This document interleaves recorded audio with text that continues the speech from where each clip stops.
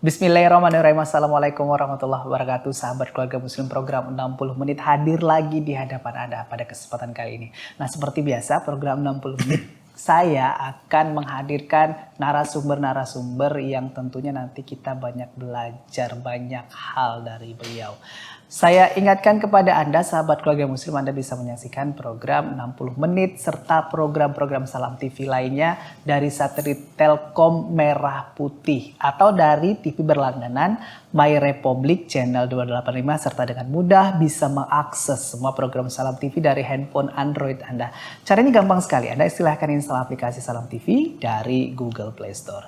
Nah, saya juga meminta kepada Anda untuk menjadi donatur Salam TV, sahabat keluarga muslim. Silahkan berinfak, ya, berikan infak terbaik Anda ke rekening Salam TV Peduli. Berapapun nilai dari infak Anda, ini akan sangat berarti untuk kami dan tentunya untuk menjadikan Salam TV tetap produktif dan tetap bisa menyajikan program-program terbaik dan bermanfaat untuk Anda.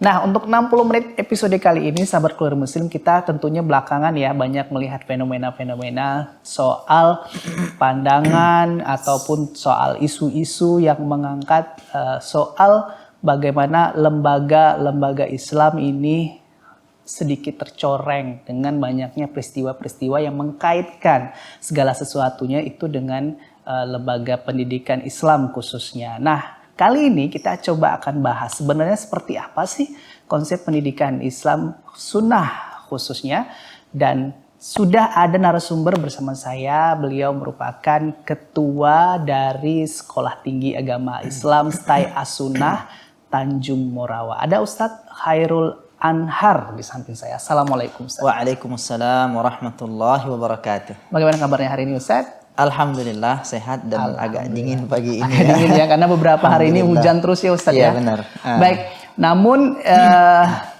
yang terjadi di tengah-tengah masyarakat tidak sedingin sekarang nih Ustadz ya. Iya. Kita tahu belakangan ini banyak sekali pro dan kontra, ada banyak kabar isu yang mengkaitkan kejadian-kejadian dengan bukan hanya nama Islam tapi juga lembaga pendidikan yang berkaitan dengan Islam. Kita akan bahas itu nanti, tapi saya mau tahu dulu ya soal dalam Islam sendiri itu ada tidak diatur bagaimana sebenarnya belajar mengajar begitu Ustaz? Belajar dan mengajar. Bismillahirrahmanirrahim. Alhamdulillahi wassalatu wassalamu ala rasulillahi wa ala alihi wa man walah. Rabbi shrah li sadri wa yassir li amri wa hlul 'uqdatam min lisani yafqahu qawli, amma ba'd. Kalau kita ditanya mengenai adakah konsep pendidikan atau belajar dan mengajar di dalam Islam, tentu jawabannya ada, ya. Dan itu sudah teruji beribu tahun lamanya, dan kita menyaksikan hasilnya adalah ya kaum muslimin sekarang ini. Dari perjalanan sejarah awal kemunculan Islam itu sampai hari ini kita bisa melihat hasil daripada pendidikan Islam itu sendiri.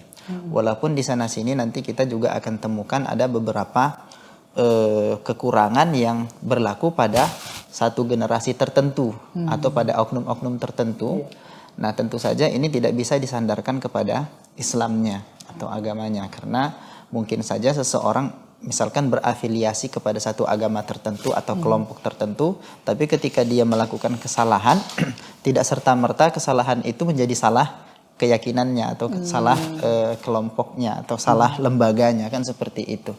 Sebenarnya kalau kita merenungi di dalam Al-Qur'an katakanlah surah Al-Fatihah saja, ya, kita bisa memetik beberapa pelajaran tentang apa yang seharusnya diketahui oleh manusia itu dahulu.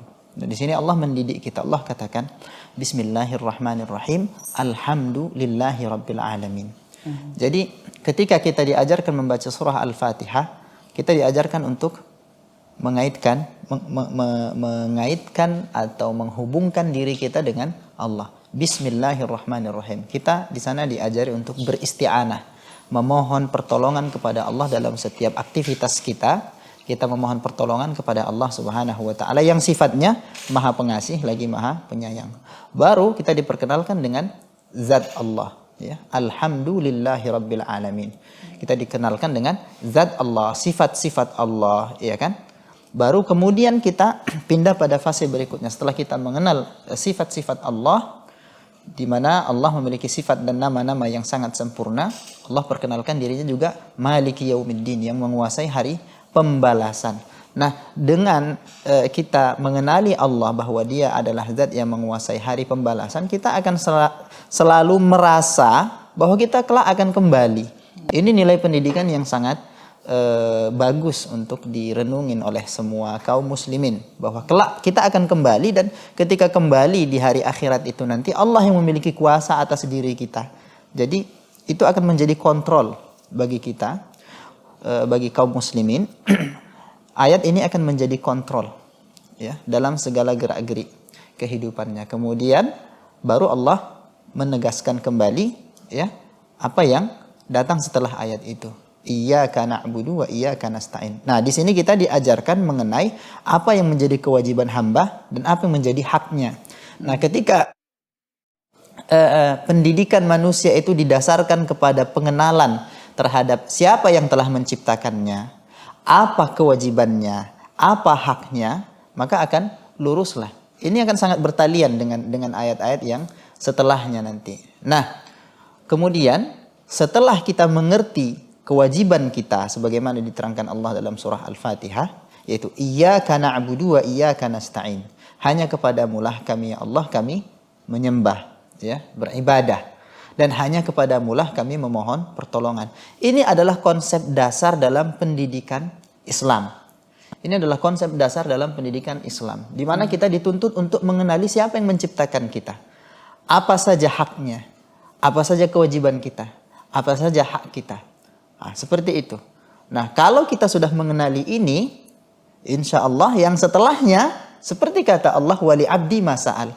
Setelah kita tegakkan tauhid, tegakkan agama ini dengan lurus, udah kita memohon pertolongan kepada Allah. Kemudian setelah itu apa? Ihdinas siratal mustaqim. Kita diajarkan Allah untuk senantiasa berdoa dalam keseharian kita, dalam setiap rakaat di dalam salat kita, agar kita diberi petunjuk oleh Allah Subhanahu wa taala kepada jalan yang lurus. Jalan yang lurus ini apa? Allah terangkan berikutnya pada ayat yang setelahnya. Siratal ladzina an'amta 'alaihim ghairil maghdubi 'alaihim waladdallin. Yaitu jalan orang-orang yang diberi petunjuk, orang-orang yang diberi nikmat oleh Allah kepada mereka. Bukan jalan orang-orang yang sesat, bukan jalan orang-orang yang dimurkai, dan bukan jalan orang-orang yang sesat. Dan itu sudah banyak Allah ceritakan di dalam Al-Quran. Siapa orang yang dimurkai dan siapa orang yang sesat. Dengan begitu, kita akan mengenali konsep pendidikan, pengajaran di dalam Islam itu berbasis pada pengenalan Allah sebagai pencipta, pengenalan hak-haknya sebagai pencipta, dan konsep itu berbasis pada ma'rifatul abdi nafsahu. Jadi seorang hamba itu mengenali dirinya, ya. Dia kenali dirinya, apa fungsinya, apa perannya dalam hidup, dan siapa yang menciptakan dia, serta apa yang menjadi hak zat yang telah menciptakan dia itu. Kurang lebihnya begitu. Al-Quran itu semuanya bermuara kepada pengenalan, kepada tauhid, kepada Allah Subhanahu wa taala. Oke, itu dasarnya berarti sangat mendasar sekali itu. Dalam bisa dikatakan materi yang harus dipelajari dalam pendidikan Islam, iya. gitu ya Ustadz ya. Baik, nanti saya akan tanya bagaimana sebenarnya Ustadz, Islam juga akhirnya mengatur bahwa seorang hamba ya juga harus belajar ilmu-ilmu yang lain. Nanti kita akan lanjutkan tentunya setelah jeda, sahabat keluarga muslim. Jangan kemana-mana, tetap di program 60 menit.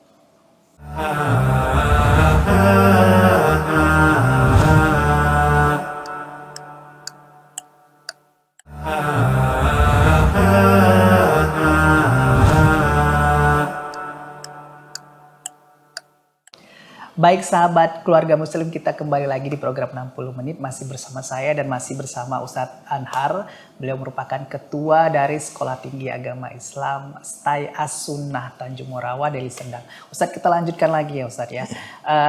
Pada hakikatnya kan akhirnya memang manusia ini bukan hanya tentunya belajar tentang bagaimana mengenal Tuhan, kemudian hakikat dia sebagai manusia tadi begitu ya Ustadz ya. Tapi kan hidup di dunia ini juga banyak yang harus kemudian dipelajari.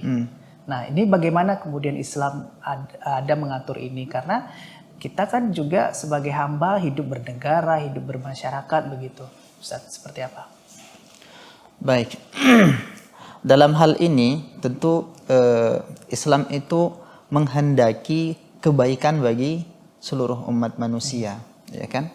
Apalagi bagi umat muslim itu sendiri, Allah mengatakan yuridullahu bikumul yusra wala yuridu bikumul usra. Allah menghendaki kemudahan bagi kamu sekalian dan Allah tidak menghendaki kepayahan, kesusahan bagi kalian. Nah, sebenarnya Islam itu ya tidak membatasi manusia untuk mempelajari hal-hal yang bermanfaat untuk dirinya, untuk kehidupannya. Dan dalam waktu yang sama, Islam itu melarang dan membatasi, menghalangi manusia untuk melakukan tindakan-tindakan yang membahayakan dirinya. Banyak ayat ataupun hadis-hadis yang menerangkan hal itu. Di antaranya misalnya Allah mengatakan wala tulqu bi aidikum ila tahlukah. Janganlah kamu menjerumuskan dirimu sendiri ke dalam kebinasaan, gitu kan. Kemudian misalnya Rasulullah sallallahu alaihi wasallam mewasiatkan kepada kita agar senantiasa bersemangat untuk melakukan hal-hal yang bermanfaat untuk kita dalam hal apa saja, baik dalam urusan dunia maupun dalam urusan akhirat tentunya seperti itu.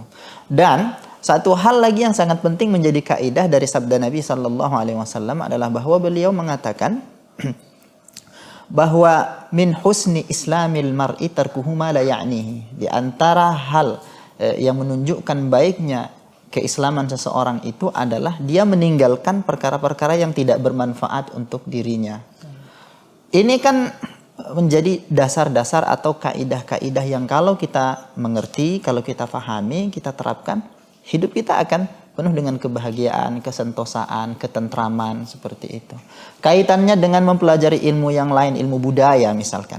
Kita tahu bahwa bahasa itu merupakan salah satu unsur budaya. Nah, Rasulullah Sallallahu Alaihi Wasallam menyuruh salah satu sahabat yang bernama Zaid untuk mempelajari bahasanya orang-orang Yahudi.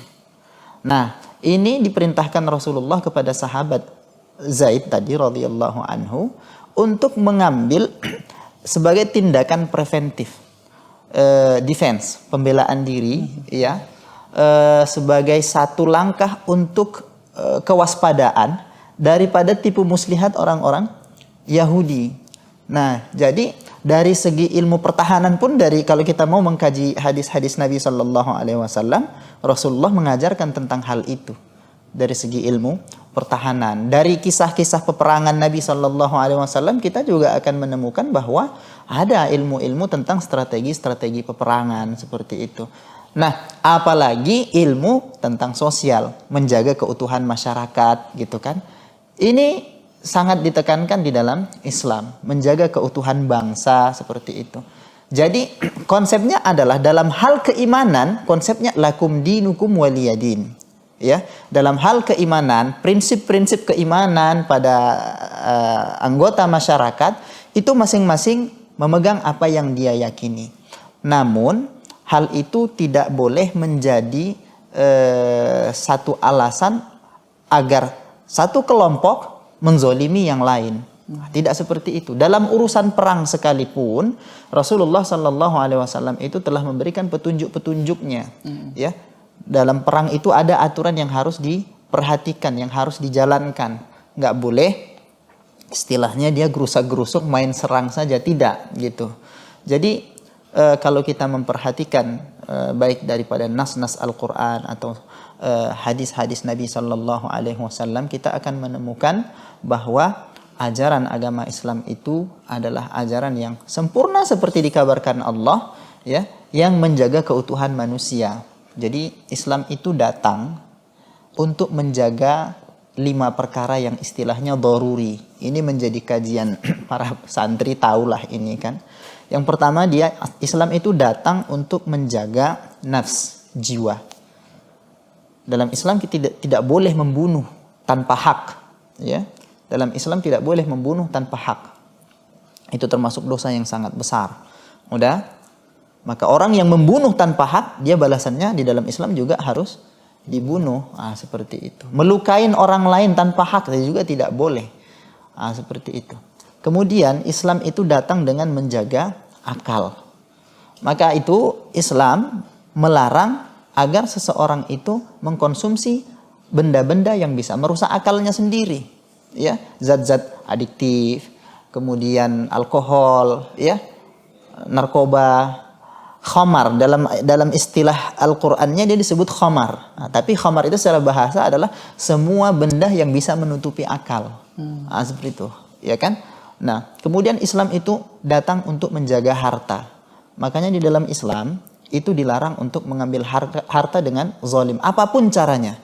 Allah katakan wala ta'kulu amwalakum bainakum bil batil. Janganlah kamu saling memakan harta satu sama lain di antara kalian dengan cara yang batil. Tidak boleh, iya kan?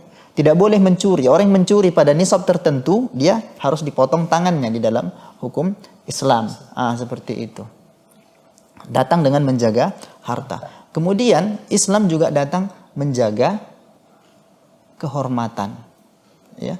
Makanya tidak boleh seseorang menuduh orang lain dengan melakukan hal yang bisa merusak kehormatan. Berzina misalnya.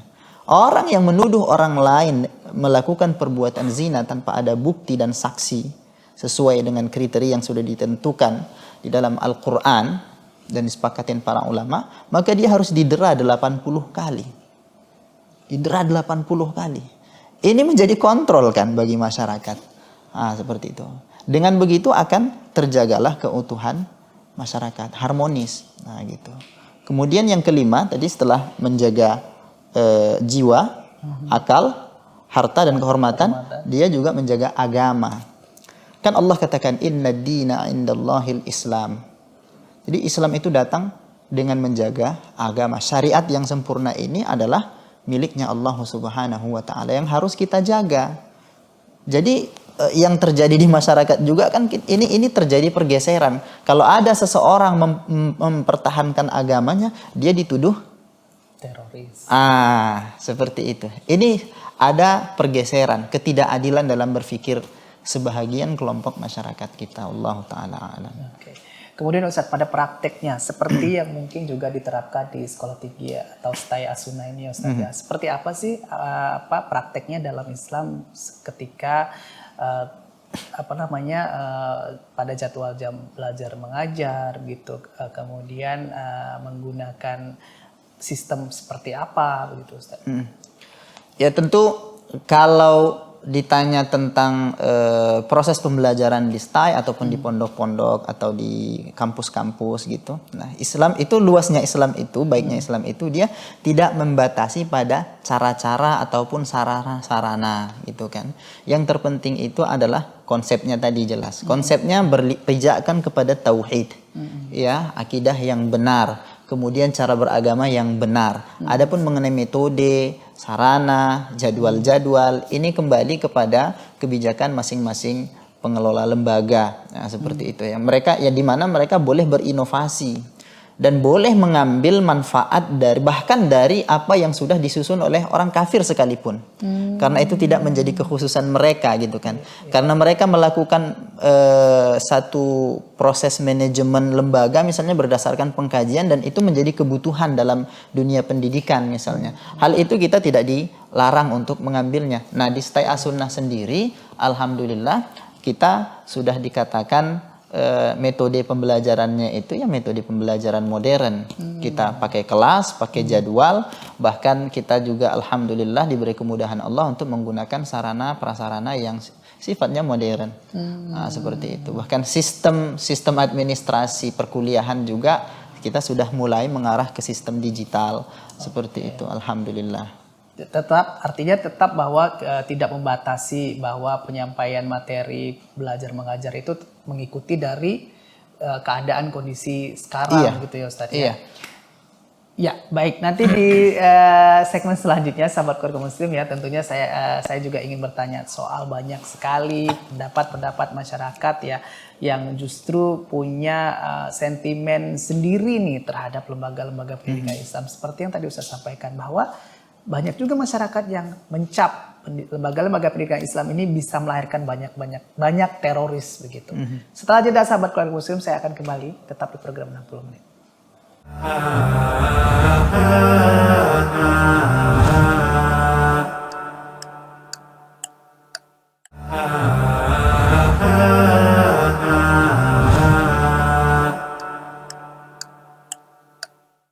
Sahabat keluarga muslim, nyatanya di lembaga pendidikan Islam juga tidak membatasi murid-muridnya ataupun siswa-siswanya untuk belajar soal kebangsaan, bagaimana berkomunikasi atau berinteraksi dengan masyarakat. Tapi masih banyak juga masyarakat yang akhirnya mencap lembaga pendidikan yang punya dasar Islam, agama Islam begitu. Ini seperti tidak nasionalis atau bahkan dicap alumni-alumninya ini bisa melahirkan teroris-teroris begitu, seperti yang memang terjadi di tengah-tengah masyarakat ya Ustadz ya. Nah Ustadz melihat fenomena seperti ini apa Ustadz? Baik. Bismillah, alhamdulillah, salatu wassalamu ala rasulillah wa ba'd. Fenomena ini kalau saya renungin dan saya baca beberapa referensi, itu memang ada yang memprogramnya. Jadi masyarakat kita ini memang sengaja dibelah ya dengan cara berpikir yang begitu-begitu itu tadi. Sengaja ada yang memunculkan nanti kelompok muslim, istilah mereka abangan, ada kelompok muslim moderat, ada kelompok muslim ekstremis seperti itu. Itu memang ada. Nah, kita sebagai kaum muslimin juga harus peka terhadap yang seperti itu gitu. Dan tampaknya ada keberhasilan mereka dalam hal itu.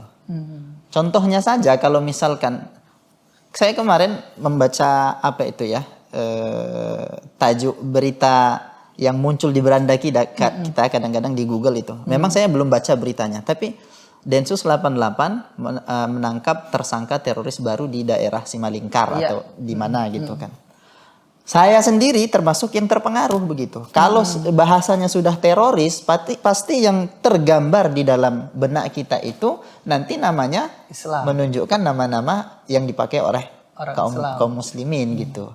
Atau memang itu sudah tergambar dan itu bertahun-tahun mereka program seperti itu. Mengapa muncul di benak kita seperti itu tadi? Karena berita-berita yang ditonton oleh masyarakat kita selalu memojokkan kaum muslimin. Kalau ada berita atau isu terorisme, pasti yang dimunculkan namanya nama orang Islam, tampilannya adalah tampilan orang Islam, dan barang-barang buktinya kadang-kadang yang ini lebih miris lagi adalah barang-barang buktinya itu adalah buku-buku pelajaran Islam. Bahkan pernah saya lihat di satu berita penangkapan teroris itu, yang ditampilkan itu adalah buku Durusul Lughah, buku belajar bahasa Arab gitu.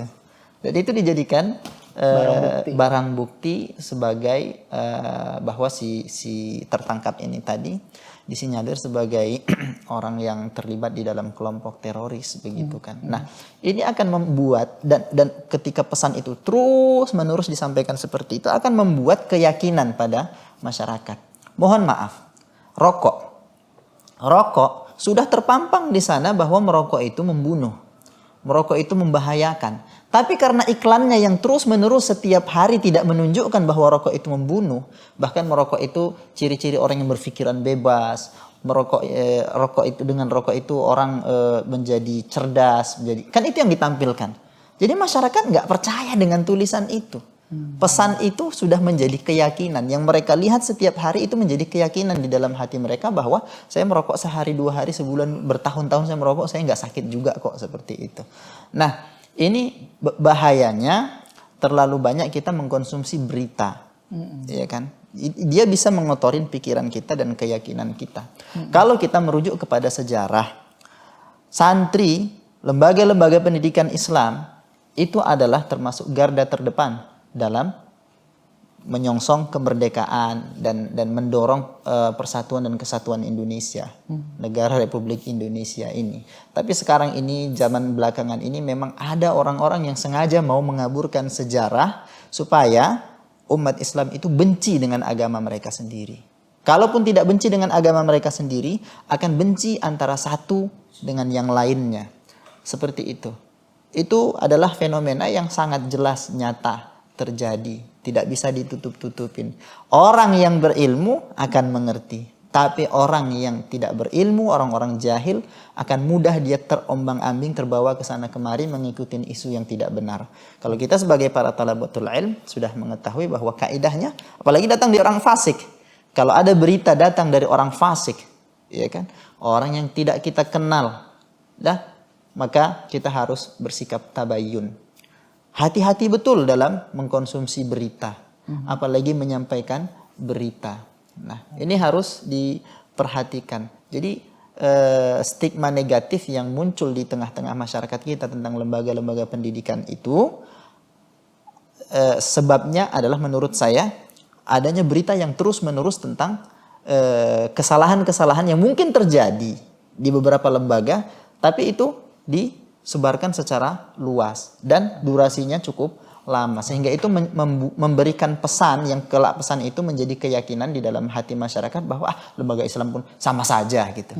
Padahal di rumah kita sendiri pun mungkin ada di antara kita yang melakukan kesalahan-kesalahan seperti itu. Oke. Ya, baik. Kemudian Ustadz, setelah melihat fenomena ini, kemudian apa peranan lembaga pendidikan Islam seperti Stay Al-Sunnah ini sendiri untuk bisa mengatasi ataupun bisa merubah mindset masyarakat tersebut? Iya.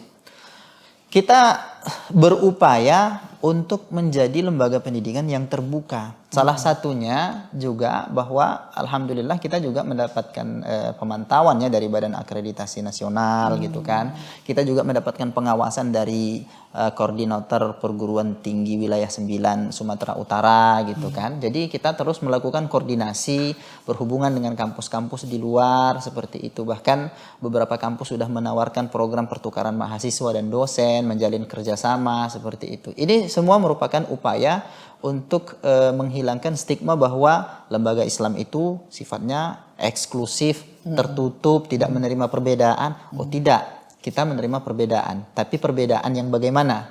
Selama perbedaan itu masih punya iktibar, masih memang layak untuk kita perdebatkan, ya tidak ada masalah saya berdebat dengan kamu, berbeda dengan kamu. Ketika saya berbeda pendapat dengan kamu, bukan berartinya saya nggak hormat dengan kamu, dan bukan artinya kamu nggak hormat dengan saya, kan seperti itu. Jadi ada yang namanya kebebasan akademik.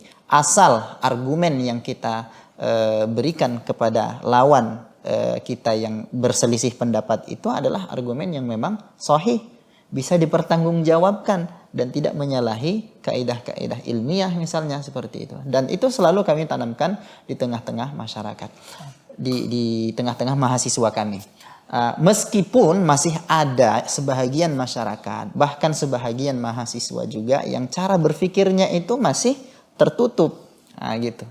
Dia tidak bisa membuka matanya bahwa perselisihan itu memang ada. Nah, bawaannya kalau sudah berselisih pendapat, sudah kamu bukan bagian dari aku bukan bagian dari kamu, seperti itu.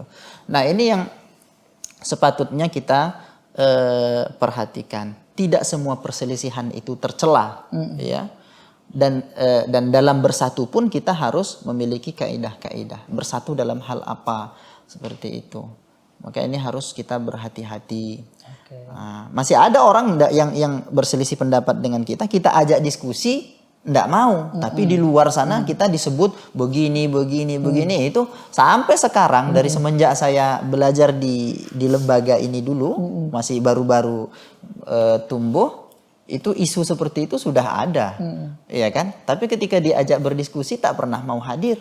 Ketika kita datang ke sana tak pernah mau membuka diri. Tapi begitupun kita masih tetap dituduh yang istilahnya manhajnya tidak jelas lah, atau mengajarkan ini dan itulah. Tapi ketika dituntut bukti tidak pernah mendatangkan bukti itu. Jadi saya pikir kita memegang kaidah seperti yang disampaikan para ulama, ya kan? kalau orang mengatakan keburukan tentang kita begitu, ya selama yang dikatakan itu bukan yang hak, ya jangan kita dengarkan dia. Tapi kalau dia menyampaikan yang hak, ya kita wajib ikutin seperti itu. Allahu taala alam. Baik, ini menarik ya sahabat keluarga muslim perbincangan kita bagaimana ternyata juga masyarakat sendiri di Indonesia yang mayoritasnya muslim bahkan punya pandangan tersendiri ya Ustadz ya tentang lembaga-lembaga pendidikan Islam, bahkan menuding hal yang mungkin juga tidak masuk di akal. Termasuk sekarang juga fenomena yang tidak kalah mencoreng nama baik lembaga pendidikan Islam Ustadz. Banyak sekali yang kita lihat ustadz-ustadz pengajar di sebuah lembaga pendidikan Islam tersangkut kasus-kasus asusila.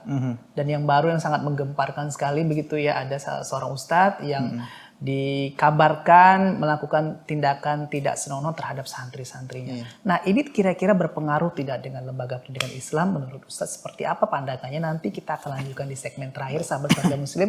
Jadi jangan kemana-mana, tetap di program 60 menit. Kami segera kembali untuk Anda.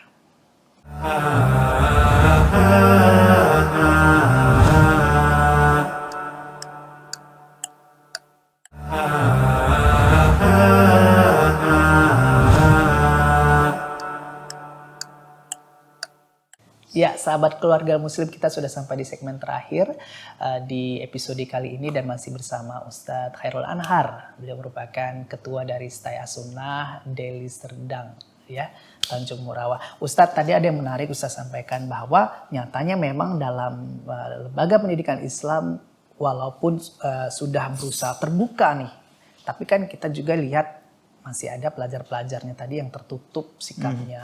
Bahkan yang kita takutkan kadang-kadang dia punya pemikiran yang lain begitu sehingga melakukan tindakan-tindakan yang juga kadang-kadang bisa merugikan diri dia, lembaganya, kemudian bahkan agama begitu Ustaz. Nah, bagaimana kemudian sebuah lembaga pendidikan Islam seperti Stay As-Sunnah ini memonitoring pelajar-pelajarnya ini? Baik. Ustaz. Kalau di kampus kami sendiri, alhamdulillah setiap mahasiswa itu pasti dia akan masuk ke dalam kelompok-kelompok bimbingan ya, baik bimbingan halaqah tahfizul Quran maupun bimbingan akademik ya. Selain juga ada bimbingan-bimbingan nanti di asrama. Nah, segala upaya sudah dilakukan ya, dan kita berharap upaya itu membuahkan hasil yang baik. Apa yang kita lakukan? Nah, dalam proses bimbingan-bimbingan itu ada nanti bimbingan kelompok. Nah, dalam bimbingan kelompok kadang-kadang dia nggak keluar, tidak keluar apa yang menjadi pikiran dia itu. Nah, itu hanya bisa didapatkan nanti kadang-kadang dengan bimbingan individu. Nah, itulah yang dilakukan di Sekolah Tinggi Agama Islam As-Sunnah. Tapi itu kan namanya usaha. Nah, tetap saja masih ada sebahagian pelajar atau mahasiswa itu yang mungkin masih terpengaruh dengan cara berpikir di mana dia mengaji di luar kampus. Nah, itu ada. Atau bahkan ada yang model mengajinya itu lebih mempercayai yang disampaikan di YouTube misalnya. Nah, padahal kalau di YouTube itu kan tidak bisa berinteraksi secara langsung. Mungkin saja seorang ustadz di YouTube menyampaikan ini dan itu, kemudian salah ditangkap. Itu kan sangat mungkin. Nah, di kampus kami membuka ruang-ruang untuk dialog, ya, membuka ruang-ruang untuk dialog. Bahkan saya sendiri pernah mengalami satu kejadian di mana ada mahasiswa yang cara berpikirnya itu seperti itu tadi. Bahwa dia terlalu cepat menghukumi gitu kan, bahwa seorang ustadz bila dia berbicara tentang ini, wah ustadz ini begini nih, ustadz ini nggak jelas ini manhajnya misalnya, wah ustadz ini syubhat ini begitu. Itu saya pernah menghadapi yang seperti itu. Saya minta dia datang ke kantor dan kami berdialog. Yang saya temui memang dia secara jelas menyatakan saya ngikutin kajian-kajian di YouTube ustadz, katanya seperti itu. Nah, jadi kita hanya bisa berupaya dan berdoa lah ya. Jadi nasihat saya juga kepada para pelajar, kadang-kadang pelajar ini tidak fokus pada apa yang paling utama dan penting untuk dia pelajari. Langkahnya itu salah gitu. Langkahnya itu salah. Maka di antara upaya yang kami lakukan, selain daripada memberikan mata kuliah inti di kampus, di kelas, ruang-ruang belajar, kami juga membuatkan bagi mereka itu kegiatan-kegiatan di mana kami menanamkan landasan-landasan dulu, pokok-pokok ajaran agama Islam, i'tiqad, ya, akhlak, itu kami ajarkan kepada mereka.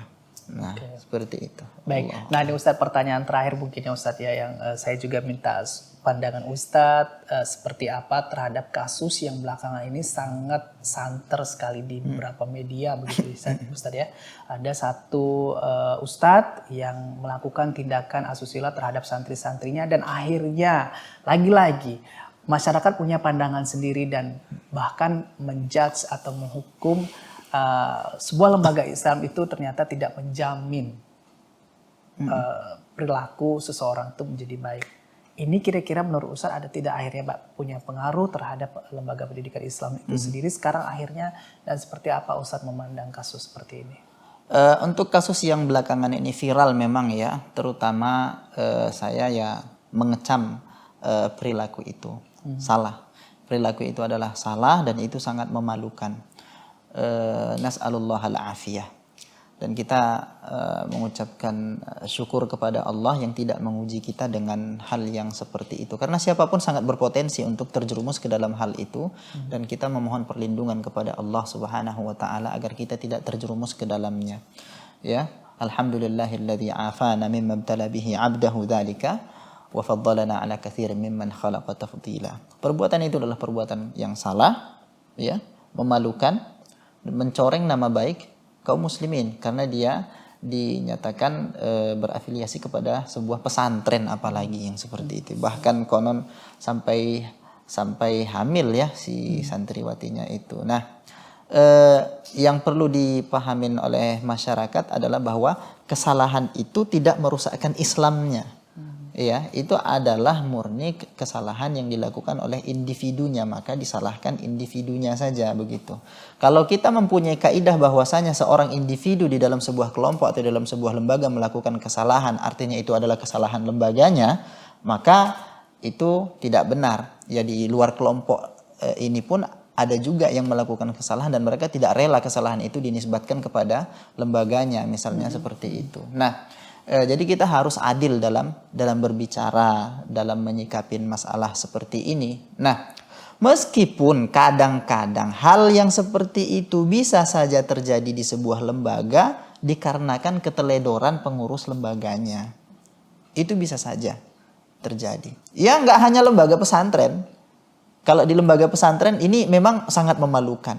Ada kasus-kasus pembunuhan, penyiksaan. Ya, di lembaga-lembaga negara pun juga ada. Dulu sempat beberapa tahun yang lalu kan sempat viral gitu. Dan itu sama buruknya. Itu sama buruknya. Nah, jika itu ternyata tersistem dia dipelihara, ya udah sudah jelas itu menjadi salah lembaga gitu kan, pengurus lembaga itu ya. Jadi kita harus adil dalam berpikir. Kesalahan yang dilakukan seseorang yang berafiliasi pada satu lembaga tertentu, itu dia tidak merepresentasikan lembaganya saat berbuat itu. Dia pun malunya itu gitu kan. Nah, tapi kita mengecam perbuatan itu, kita nyatakan itu salah ya. Untuk lembaga-lembaga pendidikan yang lain ya, jadikan itu pelajaran. Nah, harus diperketat hubungan antara ustadz dengan ustazah, ustadz dengan mahasiswa atau mahasiswi. Ya, di kampus pun belakangan kan ada juga yang sedang viral. Itu kan seorang mahasiswi bimbingan skripsi ini kan dengan dosennya, dilecehkan oleh dosennya seperti itu. Maka saya katakan hal yang seperti itu sangat berpotensi untuk terjadi pada siapapun. Maka mohonlah perlindungan kepada Allah Subhanahu wa taala, dan kita perlu membuat sistem yang saling menjaga. Di antaranya kalau di lembaga kami di Stay As-Sunnah, kami membuat satu peraturan di mana mahasiswa tidak boleh menggunakan HP. Selama mereka di asrama tidak boleh menggunakan HP. Hal itu bukan bermaksud untuk mengekang kreativitas mereka, inovasi mereka, tidak. Tapi ditujukan sebagai upaya untuk menjaga mereka daripada terjerumus pada hal-hal yang seperti itu. Karena kalau sudah mereka masuk ke dalam dunia maya, kita tidak bisa membatasi. Kita tidak bisa membatasi. Hanya Allah sajalah yang bisa menjaga. Itu adalah upaya yang dapat kami lakukan selain daripada memberikan kesibukan kepada mereka. Karena kalau pemuda itu kosong, tidak memiliki kegiatan, kesibukan, hatinya itu akan cenderung terseret kepada hal-hal yang kalaupun dia tidak haram, dia akan terjerumus ke dalam mubah yang berlebih-lebihan. Seperti itu. Akan terjerumus ke sana. Maka kita sibukkanlah anak-anak muda itu. Ini juga pesan kepada pemirsa juga kalau memiliki anak muda atau anak didik. Sibukkan mereka dengan pekerjaan-pekerjaan yang positif. Beri mereka pekerjaan, beri mereka tanggung jawab, ajak mereka bermain, ajak mereka ngobrol, tentunya hal-hal yang positif. Ya, untuk menjaga generasi kita. Karena kalau generasi kita menjadi jahil, generasi kita pada hari ini adalah generasi yang nggak tahu bagaimana mandi wajib, bagaimana sholat, bagaimana berwudu, tidak mengenal Tuhannya, sangat mudah terpengaruh dengan isu-isu yang viral seperti itu. Kita bisa bayangkan 20 tahun ke depan generasi itu akan melahirkan generasi yang macam apa pula. Kita mohon perlindungan kepada Allah Subhanahu wa taala daripada segala keburukan yang bisa menimpa umat ini. Tapi itu pasti terjadi. Pasti itu terjadi. Namun Rasulullah sudah mengabarkan bahwa akan ada sekelompok manusia di antara umat ini yang tetap berpegang teguh pada sunnah Nabi sallallahu alaihi wasallam. Allah taala alam.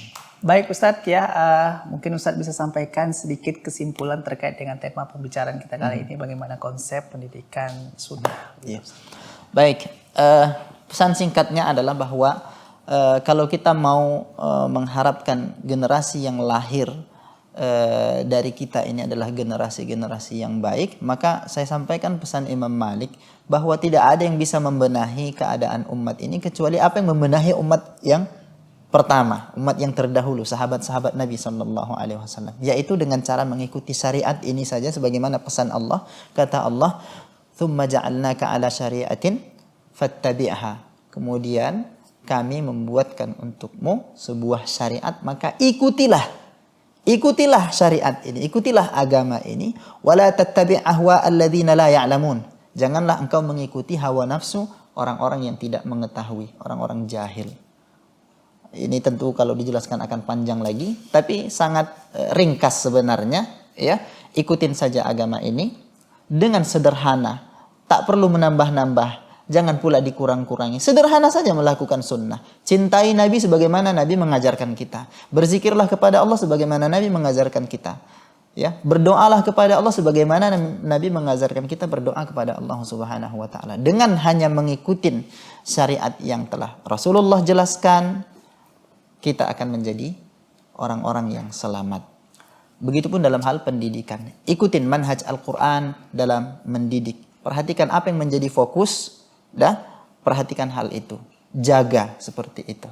Insya Allah kita akan dijaga oleh Allah Subhanahu wa ta'ala. Amin ya rabbal alamin. Baik, terima kasih sekali Ustadz atas waktunya dan banyak sekali hal yang bermanfaat untuk kita semua sahabat keluarga muslim. Tentunya dari apa yang disampaikan oleh Ustadz ini banyak yang bisa kita ambil kemudian kita terapkan dalam kehidupan sehari-hari dan insya Allah akan menjadikan kita pribadi yang lebih baik lagi dari waktu ke waktu. Akhirnya ya, saya mewakili seluruh kru dan kerabat kerja yang bertugas hari ini pamit undur diri dari hadapan Anda. Terima kasih sudah menyaksikan program 60 menit. Insya Allah kita akan bertemu lagi pekan depan dengan tema pembahasan yang berbeda. Akhir kata, billahi taufiq wal hidayah. Assalamualaikum warahmatullahi wabarakatuh. Waalaikumsalam warahmatullahi wabarakatuh.